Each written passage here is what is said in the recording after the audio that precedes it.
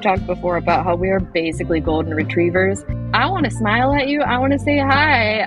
I want to be friends right back.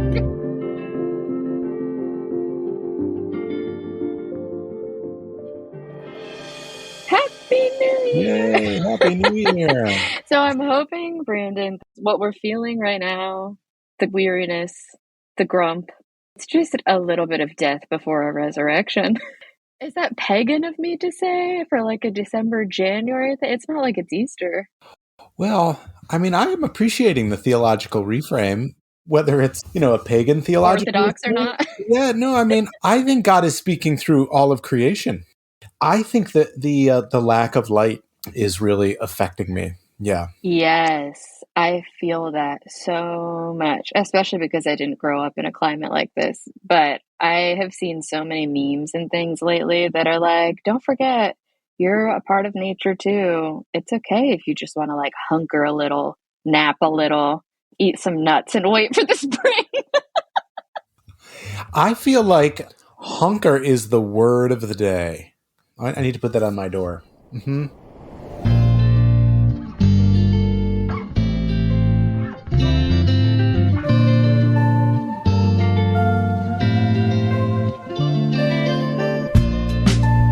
Hi, I'm Brandon Nappy. Hi, I'm Hannah Black. And we're your hosts on The Leader's Way, an audio pilgrimage from Berkeley Divinity School, the Episcopal Seminary at Yale University. On this journey, we reflect on what matters most in life as we talk about all things spirituality, innovation, leadership, and transformation.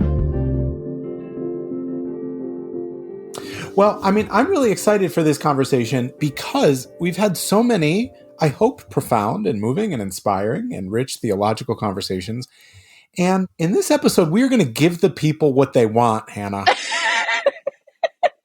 Which is what, Brandon?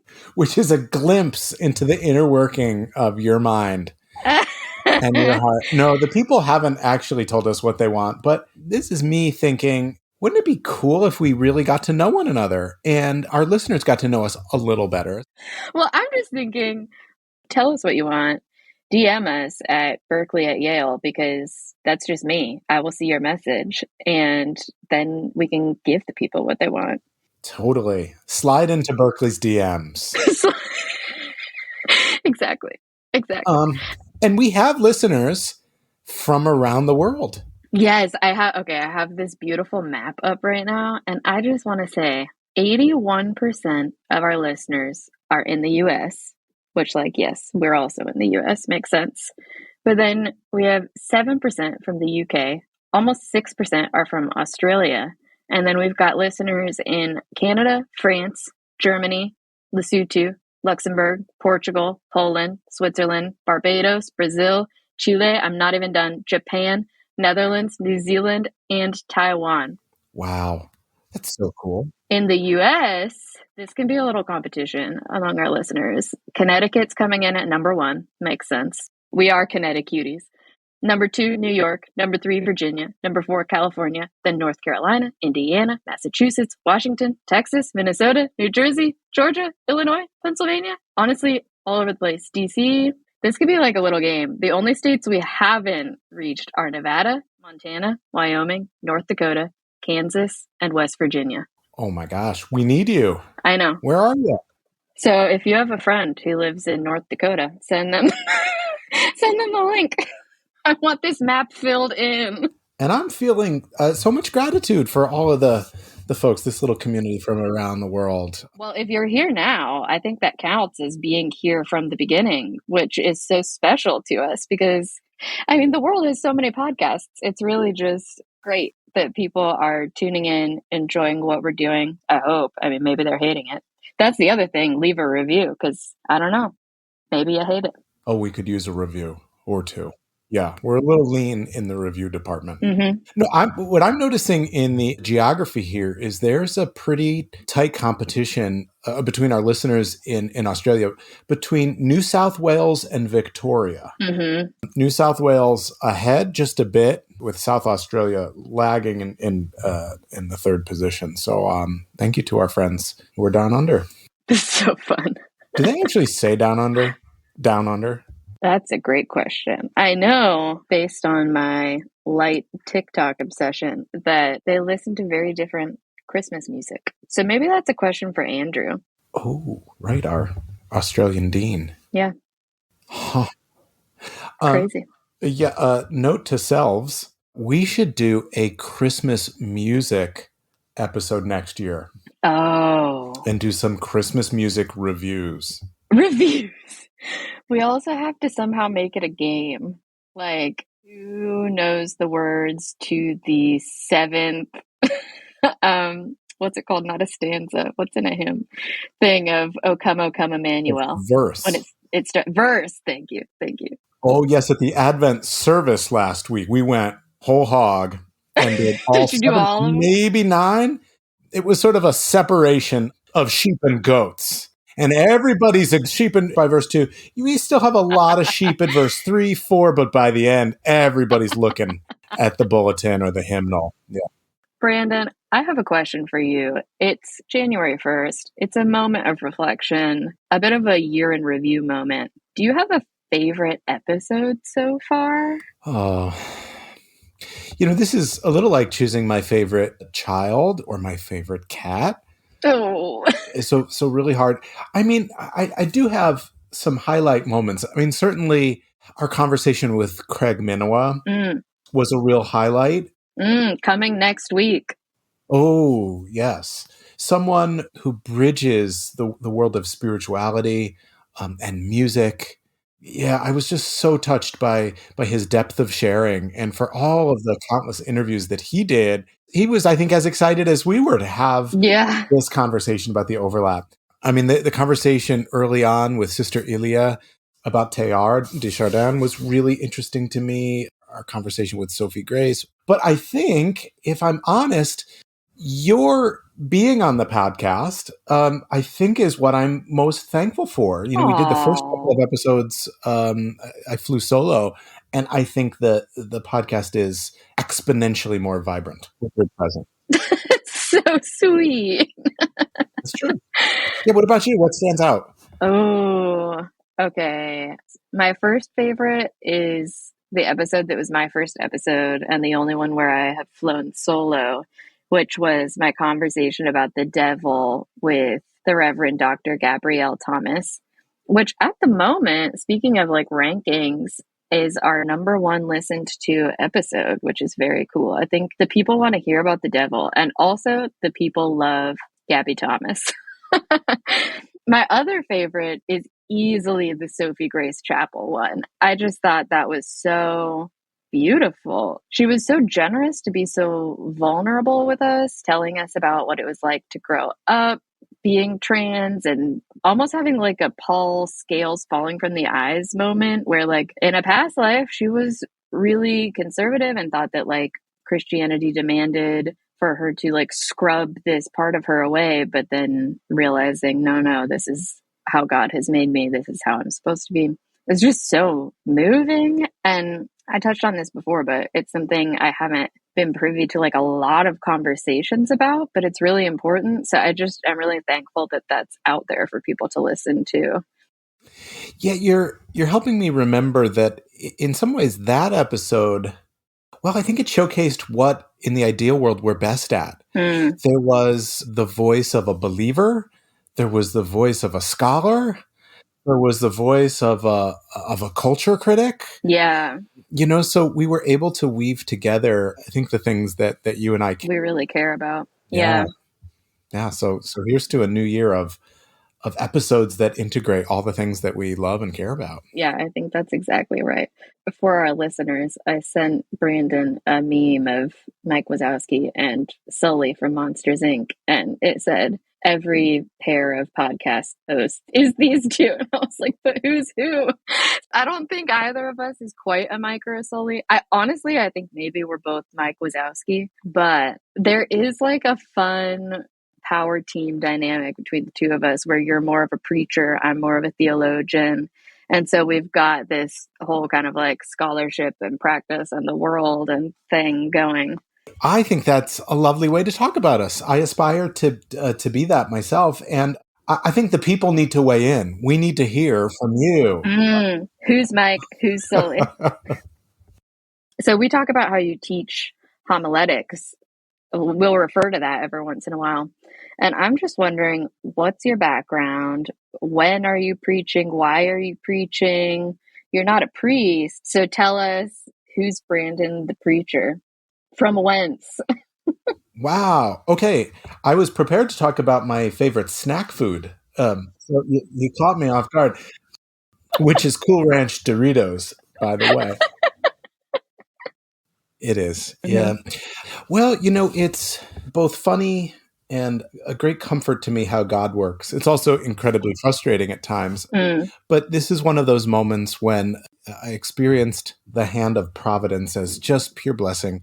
I was a third year graduating student at Yale Divinity School.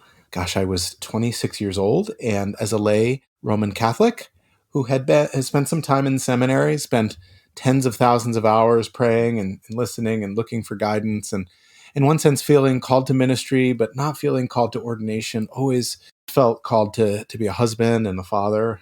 Of course, in the Roman Catholic tradition, that's not an option mm-hmm. at the moment. And so the skies parted, and I was offered a job and received this calling to lead retreats Mm, at Holy Family Passionist Retreat Center. This wonderful, thriving Roman Catholic community, the biggest Catholic retreat center in the world. Over 20,000 folks every year wow. made their way to this sacred space.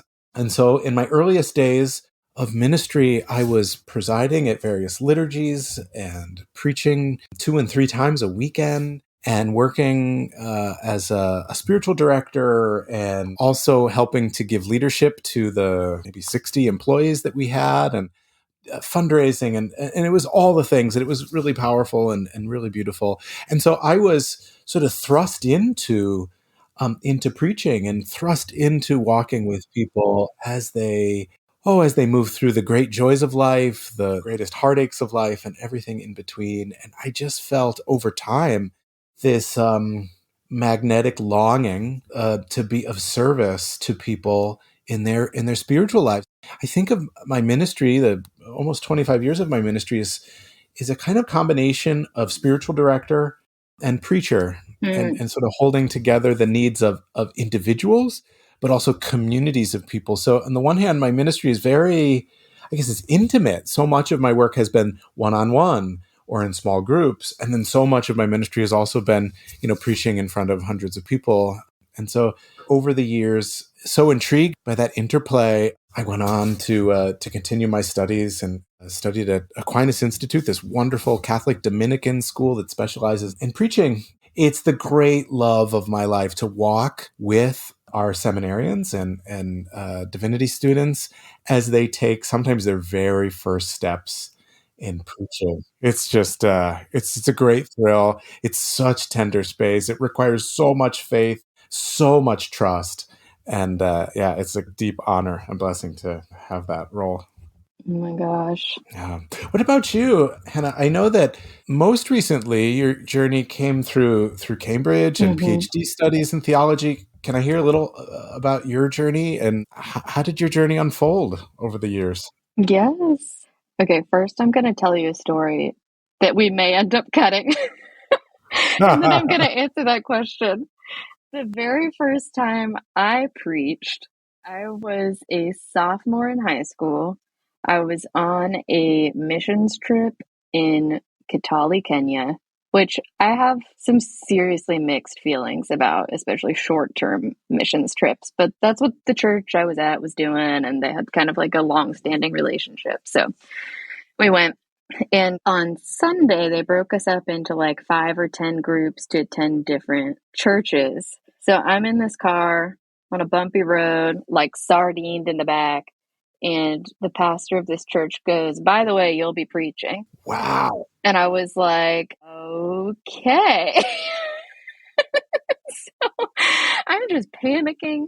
I'm sweating. man, yeah, And then we get there, and there are pictures of this, which is kind of like the only reason I believe it like happened.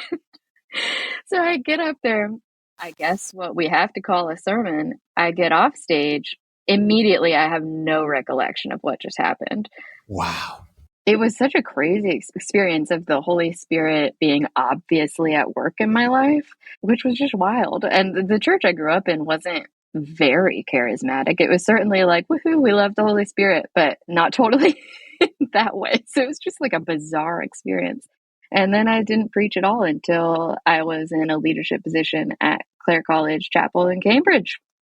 And I had like degrees in theology and things like that, and awareness that I was going to preach.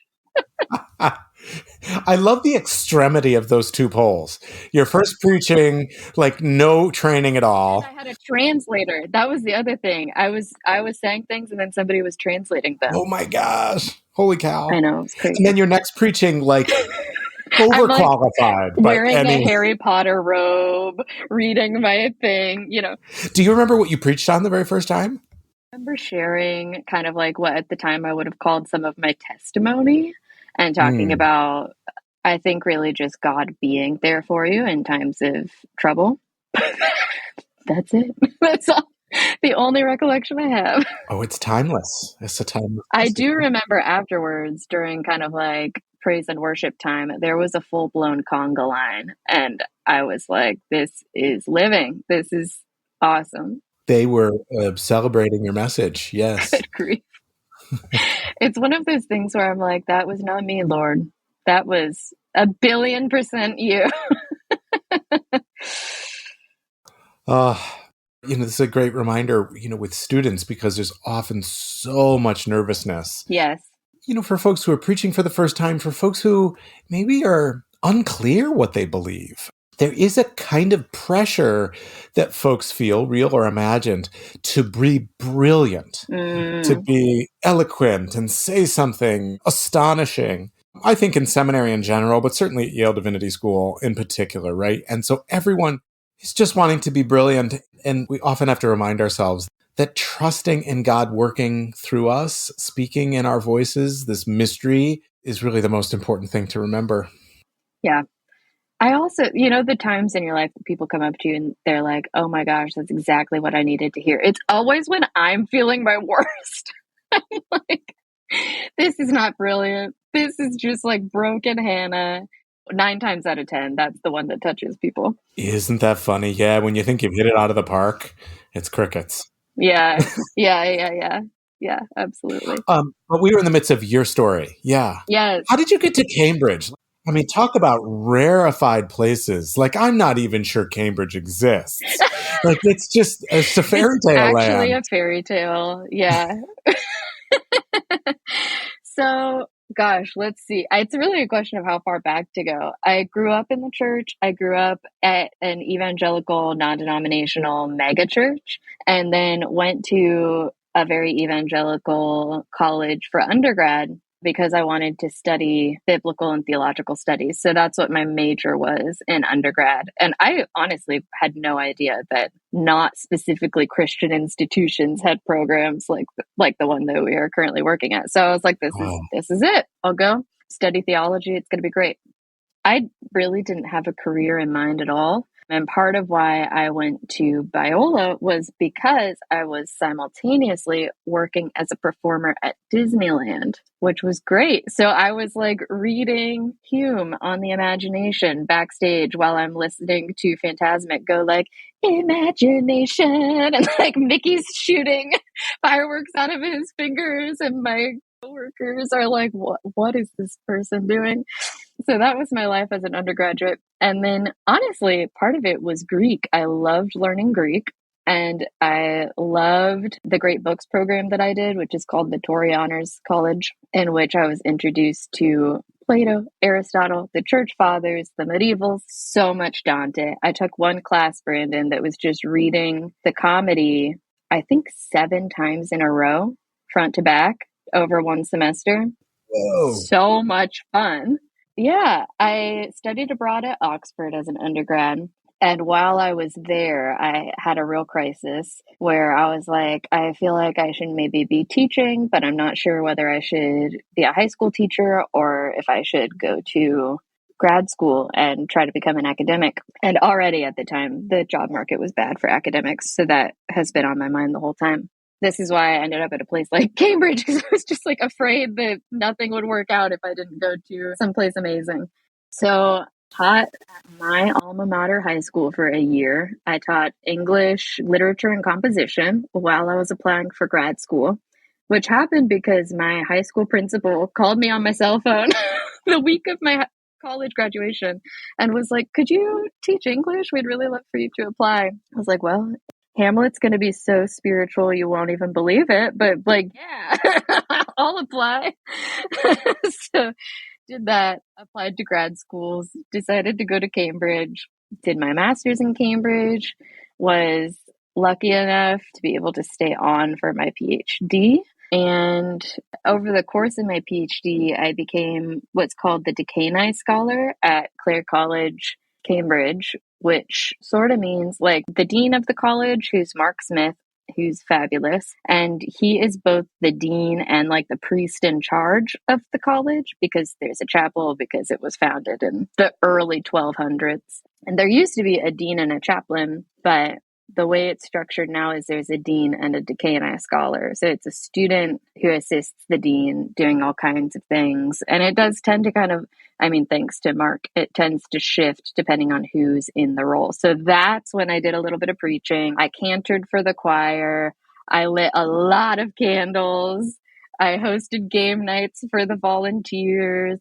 I had like a lot of interesting conversations and ate a lot of soup on Tuesdays. Yeah, so that's my journey into theology, really. I could talk a lot about my actual research and why it is what it is and whatever, but I'm sure that's an episode for another time. Well, that's what I wanted to ask a little bit about. So I wonder, I mean, maybe we should do like the doctoral dissertations episode. That would be sort of fun. That would be very But fun. give us like a little glimpse of what you spent several years dedicating your mind and life to. Yeah. Well, and I'll give it to you in story form because it really started when I first read the Church Fathers. I was like, hot dog. Nobody told me that theology could be this glorious because it's like contemplative, it's poetic, there's so much wonder about God in the Church Fathers. And so I was like, these are my people. I love this. And in particular, I was reading Athanasius and Irenaeus and Gregory of Nazianzus. So when I did my study abroad in Oxford, I focused on the patristics with the Dean of Pembroke, Andrew Teal, who really like fanned the flame of my love for the Church Fathers. And in the time that I was there, I don't know why. Maybe one of our listeners knows the story behind this, but there were like 10 or 15 portraits in Andrew Teal's office of different church fathers. So as I'm being like, oh, I think Augustine, blah, blah, blah, whatever, Augustine's like looking at me in oil form.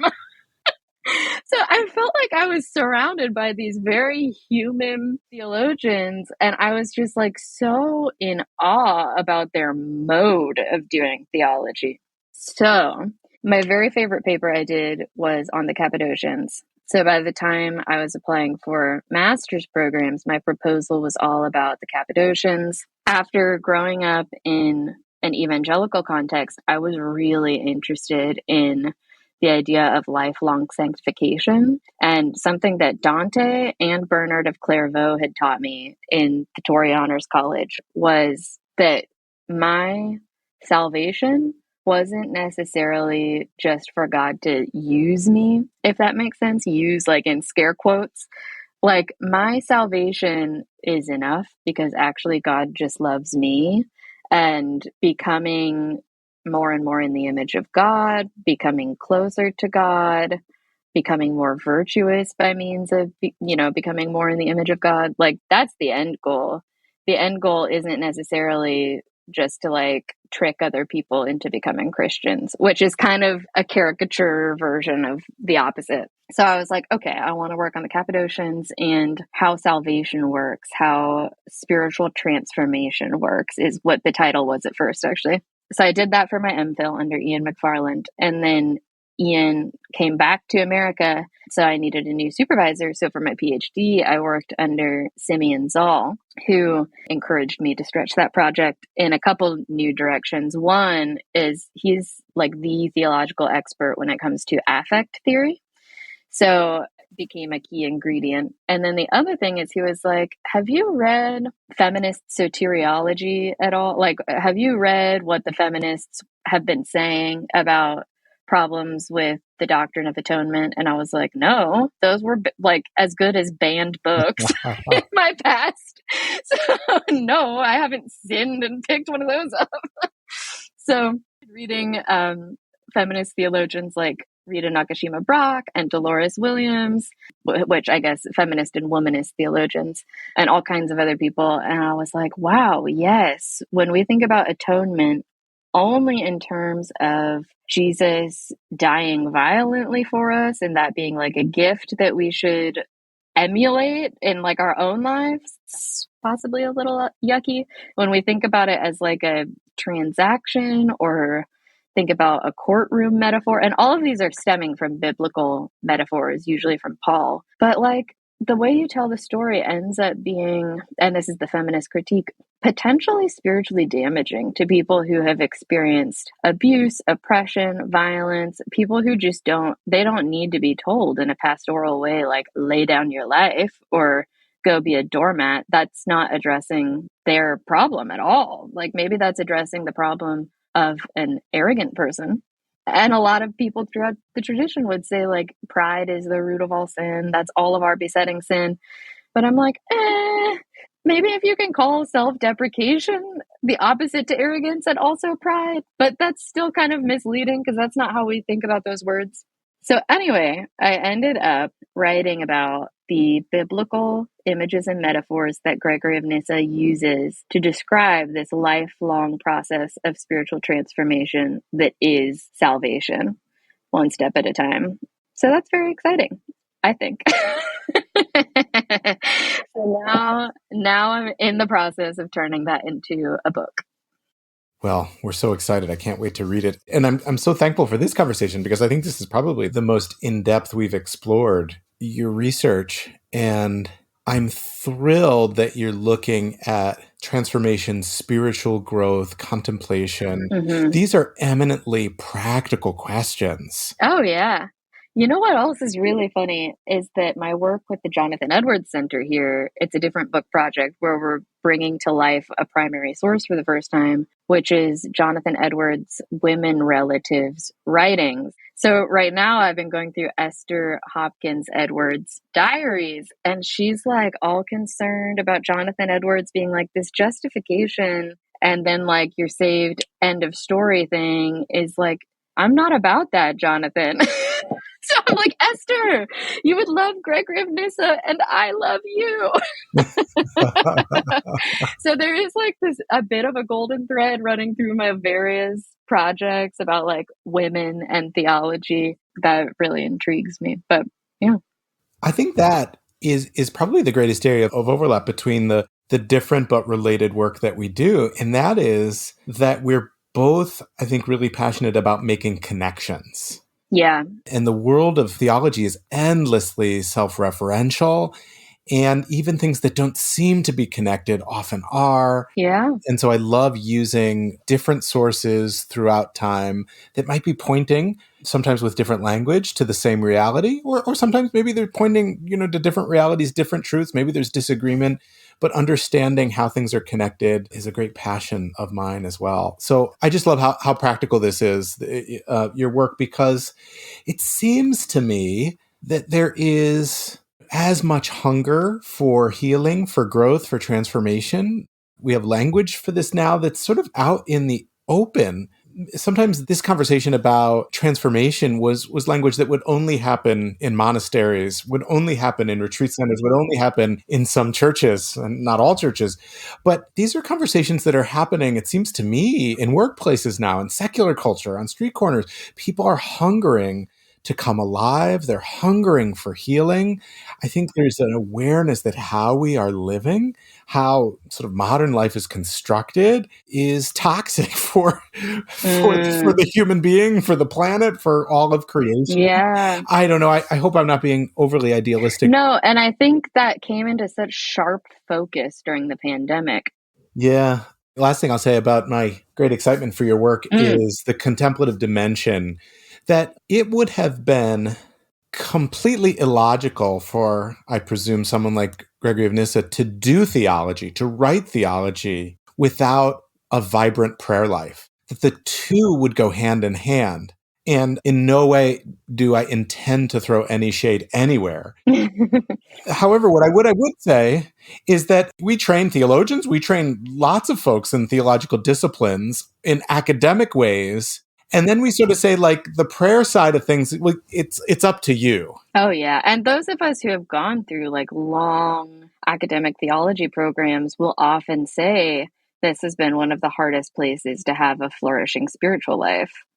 Because you kind of have to like play with ideas in such a way that you're like separating yourself from them just a little bit in order to be able to analyze them and toss them around. And yeah, I mean, for me, Clare College Chapel was just incredible because we would have morning and evening prayer, we would have evensong. And like I had to be there. So I was listening to the world renowned Clare College Choir sing psalms and stuff like that at the end of many of my days of theologizing. But yeah, this is actually one of the reasons I chose to go to Cambridge, because I had read an interview with Sarah Coakley, who was talking all about how prayer is essential to her theologizing. And it also reminds me of Karl Barth saying, is theology in the second person. So you're talking to God the whole time you're doing your theology. But yeah, Gregory of Nyssa was a bishop and involved in some of the earliest ecumenical councils. And that's the reason he was doing theology. And some of the texts I was using in my research were literally sermons. So they're for the spiritual life by design. At the same time that he was a bishop attending early church councils, his brother, Basil, had founded, I think, the first monastery ever at their villa that the family lived in. So that was the context for all of this thinking about God. And again, it's like, it's very poetic. It's very humble in the sense that he really thinks we can't know that much about God, and very worshipful. It's just beautiful. I think what most inspires me about so many theologians, I've had this experience reading, Thomas Aquinas, certainly Barth. You're mentioning the Cappadocians. When you give yourself to this vocation of thinking deeply, reflecting deeply on the nature of God, it's incredibly humbling. Mm-hmm. It is ironic that Christianity would develop, in the last couple hundred years in such a muscular way, Right. sometimes in such an aggressive way, hyper-fueled by American sort of colonial impulses, right? Just everything that Kristen Dumez said in Jesus and John Wayne. Book recommendation for you. Yeah. So much of, seems to me, the work of the theologian is just sort of grappling with how much can't be known.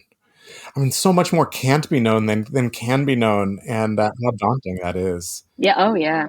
To have fear about preaching, right? Because you're like, well, I have to say something, but what the heck can I say?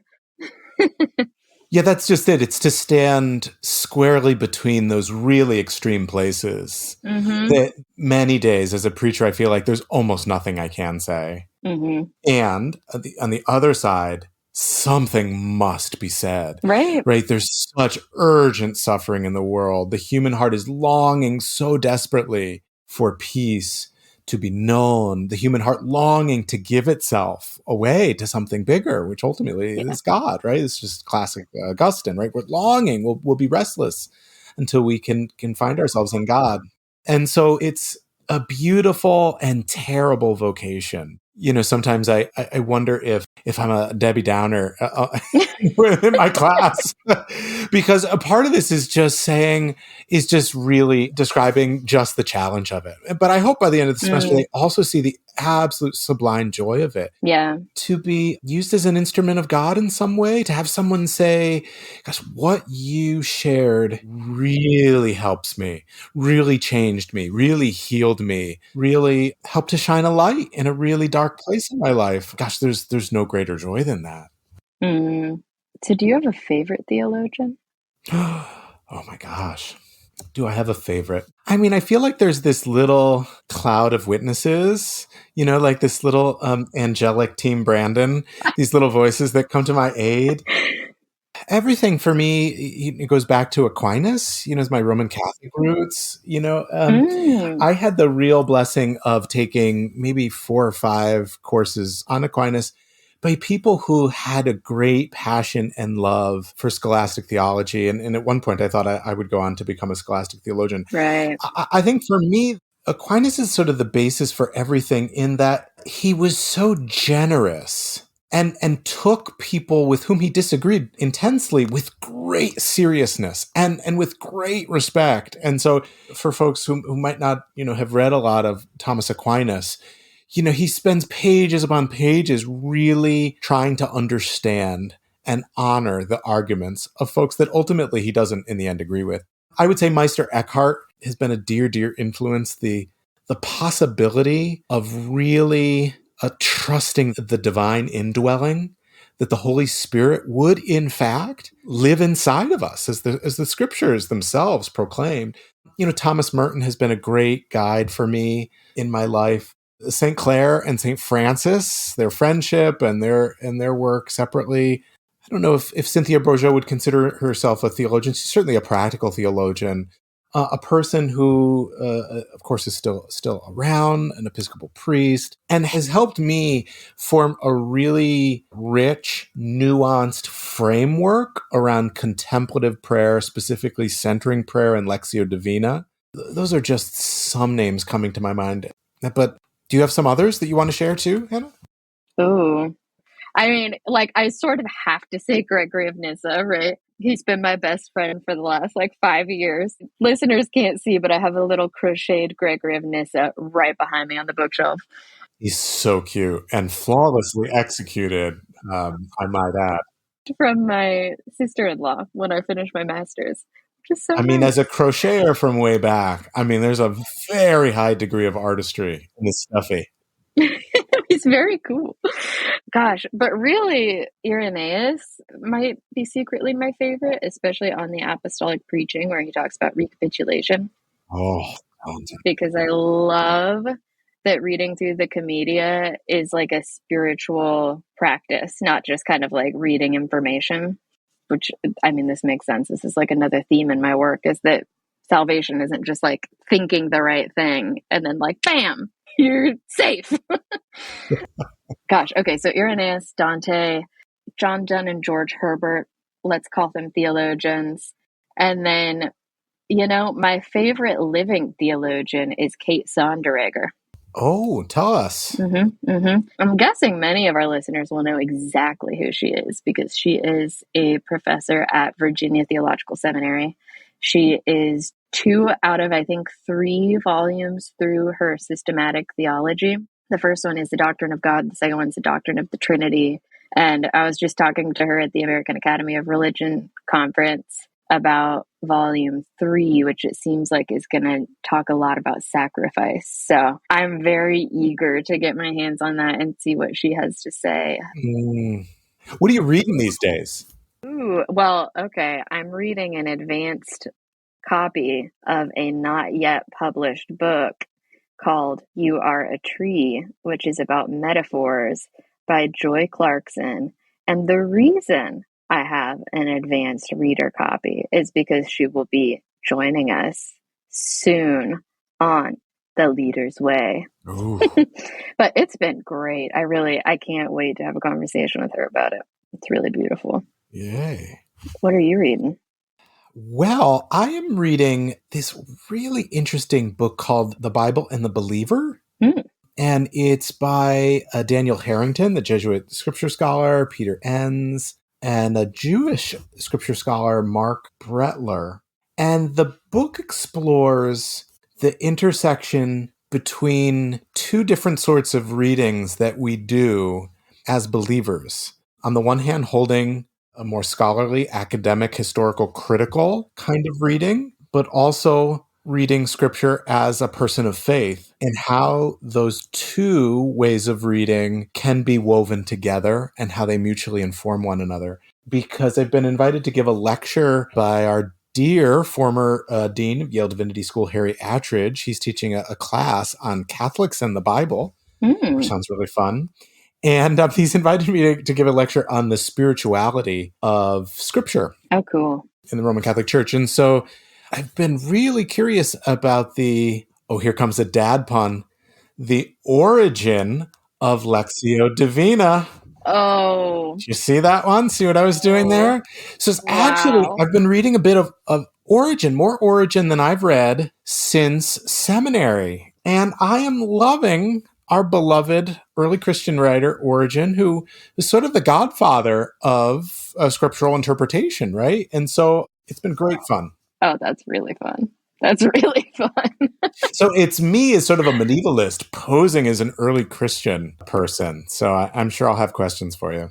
Oh, great. Cool. Bring them on. Well, obviously this podcast comes from New Haven, Connecticut, right? And gets beamed all over the world. And so I feel like this wouldn't be a complete conversation without some pizza recommendations. I knew it. I knew that's what was coming. Right? Okay, you go first because my answer is off the wall. What's the best New Haven pizza? So what people may not understand is that Connecticut That's true.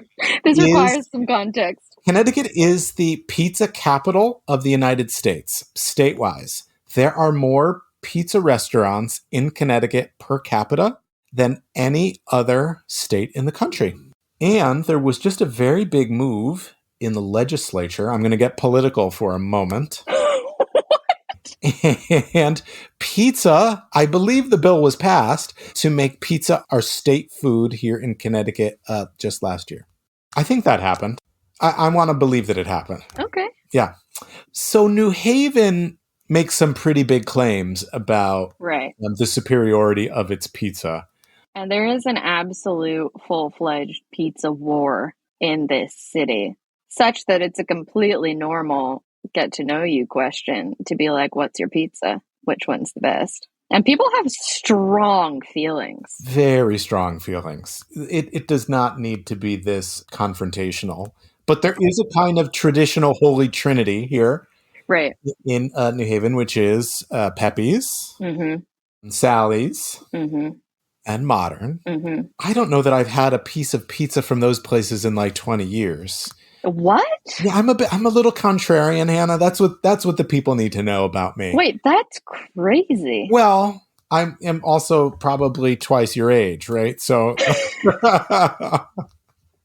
so it's not as crazy. You know, I mean, what my kids would say is that I'm a little special. Okay. Right? Translate. Like New Haven folks would say that having pizza at Pepe's, Sally's, or Modern would be like the most special pizza. Right. But in the realm of special, it's not special enough. I have to have this special other pizza that I think is even better. Sort of like a hipster? Yeah, maybe. Yeah, I just, I'm an only child. Is it? No, there's an Enneagram type where this is the whole thing, isn't there? Is it a 4? It might be. Yeah, I think you're right. I don't know if it's 4. I'm actually not that type, but I do every once in a while need to showcase my individuality and specialness. Need to be special. And so my favorite pizza is Bar. That's a great answer. Isn't that a great answer? It was the place where my wife and I went on one of our very first dates. Oh. First photograph of us taken together was at Bar. I don't even know that we would say we were dating at the moment. Like we were like just friends having some pizza. So that's my answer. What about you? Your answer sounds like even more special. It is going to be more special. No hate to Pepe's, Sally's, or Modern. I love them all. And every time we visit one, except for Pepe's, to be honest, every time we visit Sally's and every time we visit Modern, we're like, no, this one's the best. And then, no, this one's the best. But I want to know, do you get the mashed potato pizza at Bar? I do. Yeah. Sorry. Thank you. I should have said that. So all New Haven pizza, to step back for a moment, is thin. Mm-hmm. Thin Very crust. thin. A nice char on the crust would make me very happy. This is my problem with Pepe's is you get it and it's like black. Yeah, Like right. you're just eating carbon or something. I get that. I get that. Yeah, so at bar, a little less carbon, Yeah. but mashed potatoes. Yeah, Oh, it's so good. It's so magical. good. They make their own a beer there. So there's a brewery. Mm-hmm. And so you can like do some serious carb loading between the beer and the Mm-hmm. mashed potato pizza. Yeah, you don't need to eat for like a week. They also have incredible cocktails at bar. My answer is the new kid in town, Zanelli's. Now, here's the deal with Zanelli's. It's across the street from Frank Pepe's, and it's not New Haven style pizza. It's Neapolitan pizza. The family went to Naples, went to the pizza school in Naples, came back, made this Neapolitan style pizza restaurant. So it's like you're in Italy. It's a personal pizza. The dough's a little bit like soft. So good. The cheese is amazing. Go to their website. It says, finally, good pizza has come to New Haven. I mean, you have to respect. Like I would be afraid for my life if I set up an institution across from Pepe's and then said that publicly. Oh, there needs to be a Leader's Way pilgrimage to Zanelli's, I think, A right? pizza pilgrimage, yes. Oh my Yes. gosh. Yes. All right, Brandon. So it's January 1st. Some might say the Christmas season is over. They're wrong. They're so wrong, and they couldn't be wronger. Because as you and I know, and probably many of our listeners, there are 12 days of Christmas. So Merry Christmas. And also, is your nativity still up? Of course it's still up. Here's what I don't understand. I mean, popular culture gets so many things wrong, That's true. but why wouldn't they want more celebration? I Why know. would we curtail More a Christmas. 12-day celebration? Totally. And baby Jesus is out. He's present. He is Present and present. accounted for. I presume that everyone hides baby Jesus or doesn't put baby Jesus out throughout Advent, right? But often we forget where baby Jesus has been stowed. I was about to ask if there's a special place because I would lose it. Yes, there's a very special place which we promptly forget about. I've seen so many videos recently of dogs eating specifically the baby Jesus, and it's tragic. Oh. Is there a special story around your nativity? Is there some sentimental value? Well, okay, it does. It comes back to dogs, actually. Last year was our first real, like, normal year that we weren't living internationally. We weren't planning on moving the next year, like that kind of a thing. And I love nativity sets. This was my favorite part of preparing for Christmas every year growing up, was like setting out the beautiful porcelain things and getting all the hay just right. So cute, so beautiful. Love it, love it. So we're like really starting off our life as a family. We need a baller nativity set. So I was like, well, we could go the porcelain Costco route. That would not be a baller nativity set. Right, right. So I did like a deep dive research rabbit hole and decided that Fontanini was the nativity brand for me. So they're handmade in Italy, hand painted, and they look like porcelain, but they're not. They're not really breakable in the same way as porcelain. And they've got like a bajillion figures you can get. So last year, we started off strong with the Holy Family. And then my mom got us the Magi for Christmas. So now we have all of these guys. But then this year we were like, let's add a person every year. So we have a shepherd in transit coming to a nativity near you. But last year when we got the Holy Family, so we could choose between a free goat to go with the Holy Family or a free dog to go with the Holy Family. And the thing is, the dog looks exactly like our yellow lab, Nellie. So last year, it was Mary, Joseph, Jesus, and Nellie. And this year, it's Mary, Joseph, Jesus, Magi, and Nellie. And then next year, it'll be all these guys plus one shepherd. I love that you chose the Italian nativity set. Well done. I thought you'd like that. Right? I was gonna tell you actually, when you're in Florence, you've got to like keep a lookout, see if there's like a Leader's Way Fontanini person, a pilgrim, a pilgrim. I'm wondering, do they have like the pizza maker in the nativity set? There is. No, no, there's not really.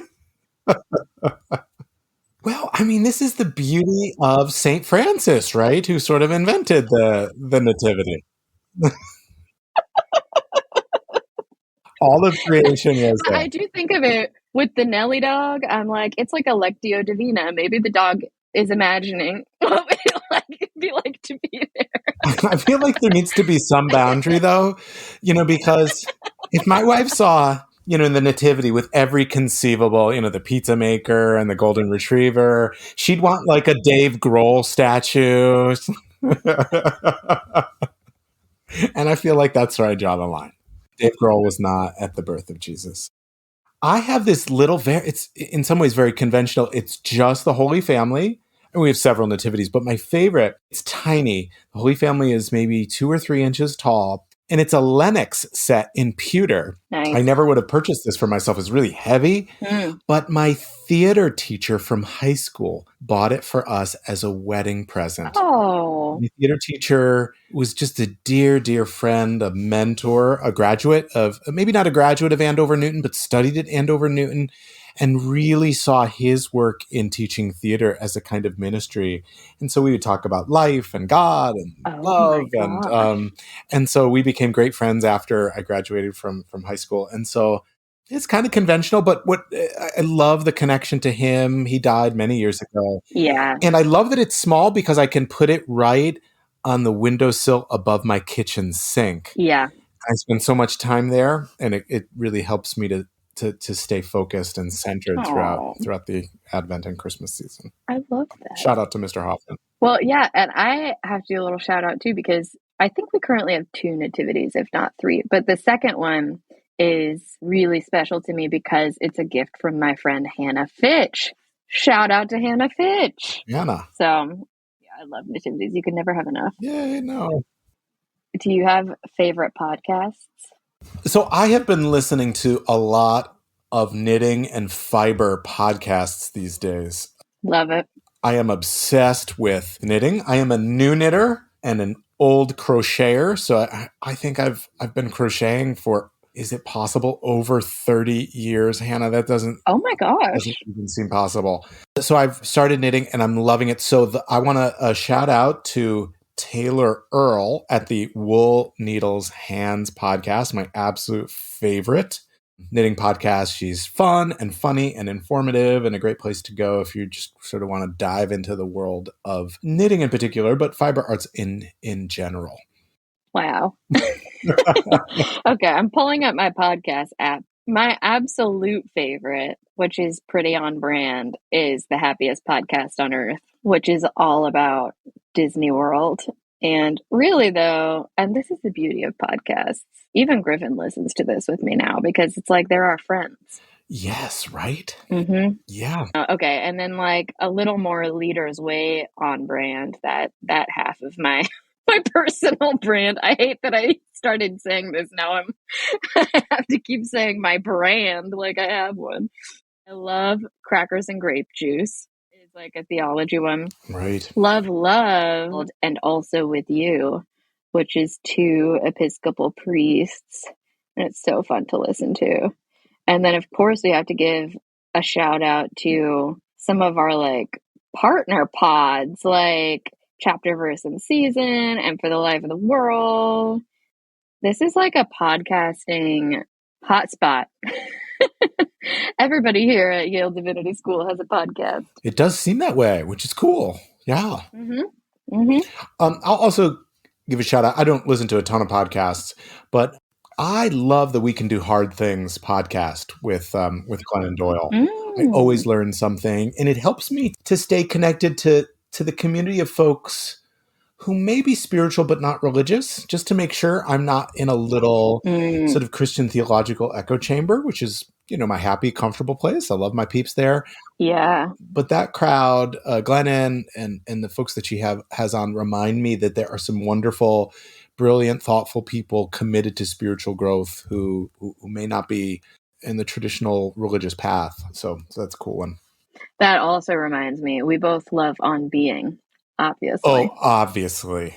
Thank you for saying it. I you just assume that everyone knows about On Being. And our wonderful YDS graduate, Krista Tippett, who, I mean, Yeah, feels like the OG podcast in some ways, right? Doing right? it Like before the the archetype of a podcaster, archetype. Like, I want Krista Tippett to ask me questions, and I want to record it for my right? kids. Yeah. Oh, yeah. Yeah. Wouldn't that be fun? I feel like we've had such a fun conversation. How about we end with like favorite place to pray? Oh, that's a good one. While I was at Clare College Chapel, that was definitely it. It's hard to beat a Cambridge College Chapel. That and so many other of my regular places of worship throughout my life have been favorites and for good reason. But I always think back to the T.S. Eliot quote about how it is to kneel in a place where prayer has been valid.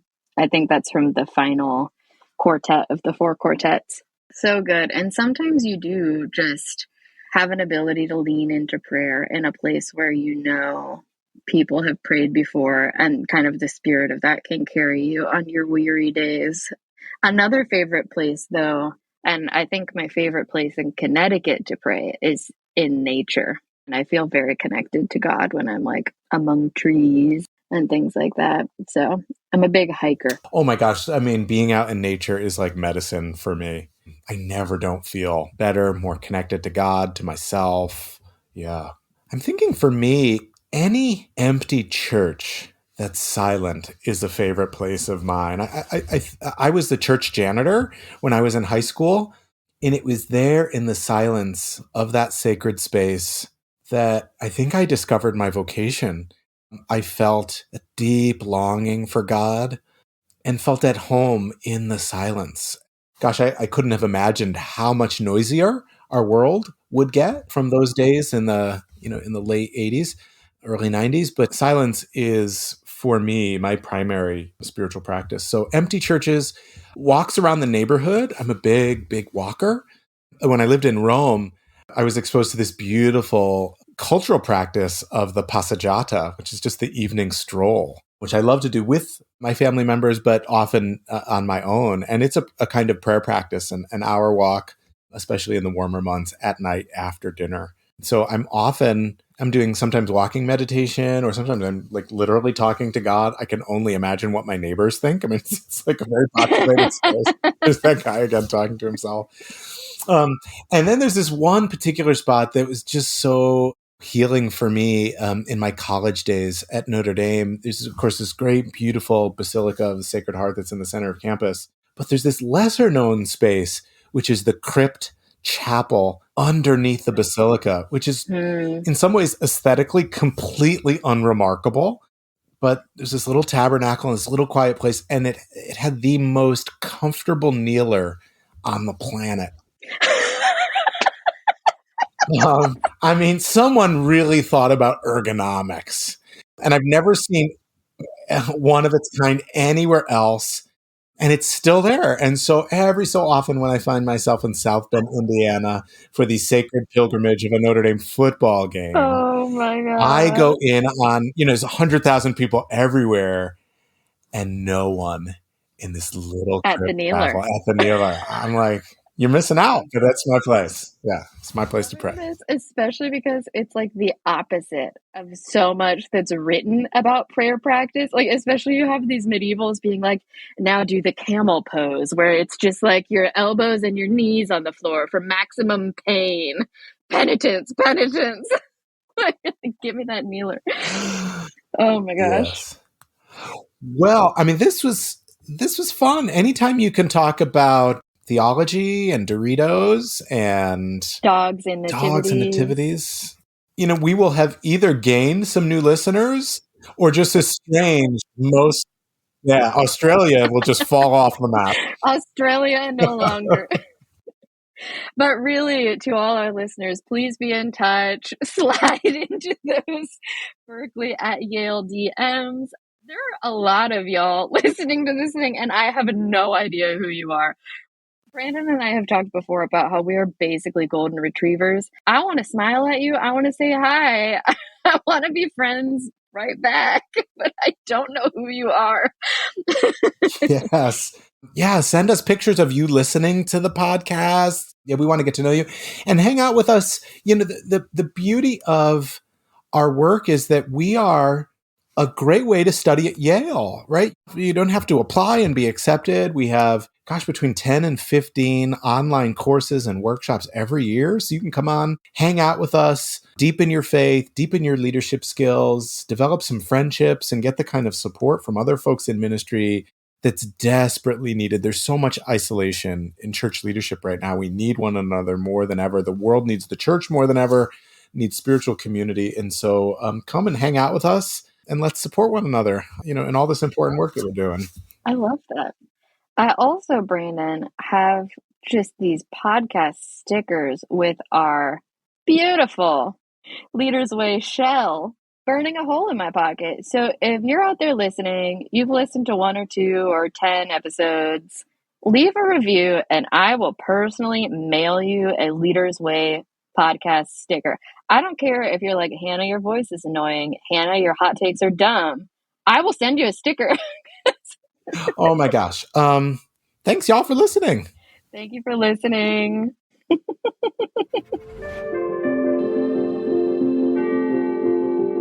Thank you for listening to The Leader's Way. We hope you were encouraged and inspired. To learn more about this episode, visit our website at berkeleydivinity.yale.edu/podcast. Rate and review us and follow the podcast to make sure you never miss an episode. Follow Berkeley at Yale on Instagram for quotes from the podcast and more. Until next time. The Lord be with you.